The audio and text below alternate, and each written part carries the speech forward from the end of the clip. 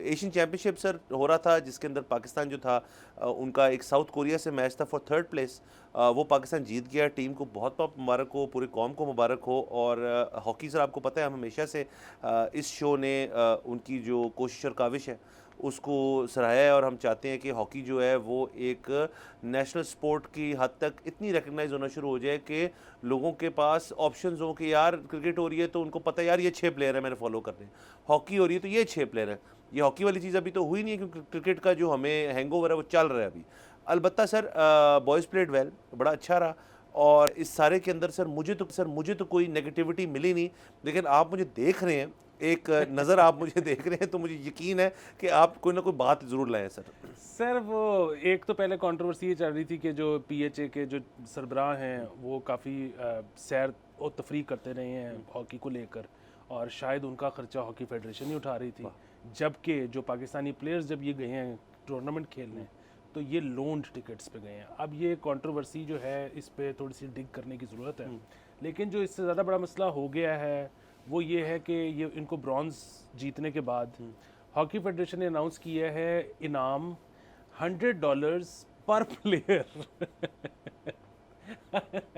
अब मेरे इसमें जो है ना कंसर्न वो सिर्फ एक है, वो ये है कि अगर तो अभी खिलाड़ी वहीं थे और ये अनाउंस हो गया तो फिर तो ठीक है, अगर ये वापस आए हैं और अनाउंस हुआ है तो फिर ज्यादती है। उसकी वजह ये कि सर अगर वहाँ हैं तो $100 अगर अनाउंस हो गया था तो वहाँ से वो ड्यूटी फ्री से कुछ लेते आएंगे अपने लिए।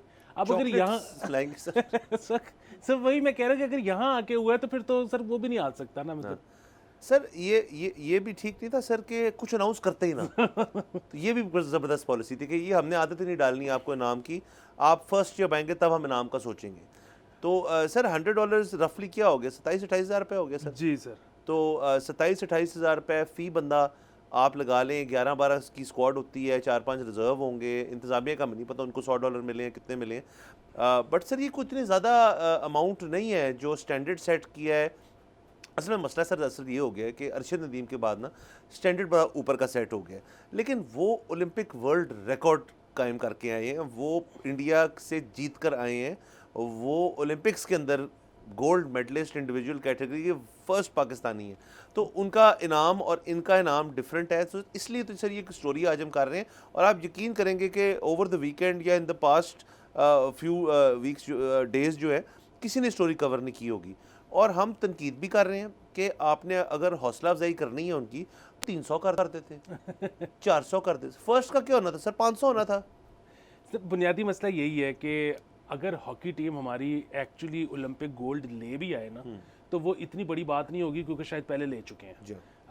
क्योंकि अरशद नदीम बहुत हमारे लिए एक नोवल, पहली दफ़ा एक चीज़ ऐसी हुई, हर चीज़ फर्स्ट थी उसमें, बिल्कुल।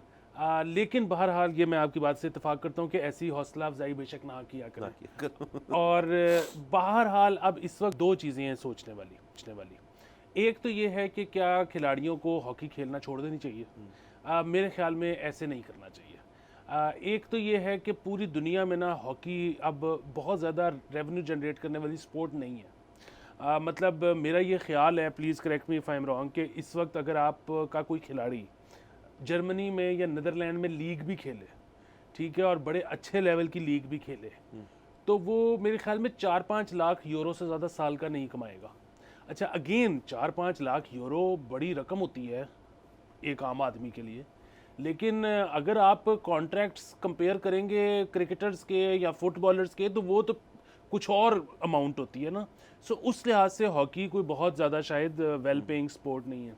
लेकिन 2-3 बहरहाल पहलू हैं। एक तो ये है कि चले, जिस तरह पाकिस्तान क्रिकेट टीम भी ऑस्ट्रेलियन क्रिकेट टीम जितना तो नहीं कमाती, इंडियन क्रिकेट टीम की जितना तो नहीं कमाती, लेकिन पाकिस्तानी स्टैंडर्ड के हिसाब से वो बहुत है।